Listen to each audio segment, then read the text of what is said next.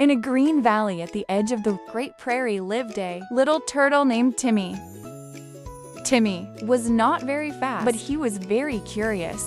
Every evening, when the sun sank like a golden coin behind the hills, he retreated to his cozy moss bed. But on this night, something special happened. As soon as he closed his eyes, a gentle wind carried him away. When he opened them again, he stood in the middle of a dusty, Wild West town.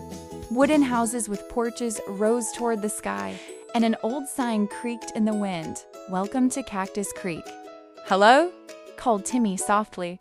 His voice sounded like the rustle of dry grass. Suddenly, a big, friendly cowboy appeared, an old badger with a wide hat. "Well, little partner, you look like you could use some help." The badger was called Deputy Dan, and he told Timmy the big secret: the golden starflower had disappeared. Without it, the prairie would never bloom so colorful and peaceful again. Timmy, though he could only take tiny steps, nodded bravely. "I'll help you find it." Together they set off.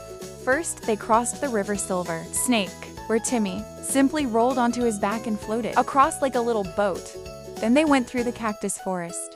The big cacti waved their arms as if saying hello. A cheeky coyote named Rusty tried to stop them, but Timmy told him such a beautiful story about friendship that Rusty joined them instead. The three friends reached the old gold mine at the foot of the Red Mountain. Inside it was dark and quiet. Timmy crawled ahead slowly but without fear. His little eyes shone in the moonlight that fell through a crack. And there on a rock lay the golden star flower, sparkling like a piece of the sky. When Timmy carefully took it in his mouth, the whole cave began to glow softly. The flower sang a quiet, soothing song that smelled of warm hay and fresh wind. The three friends made their way back.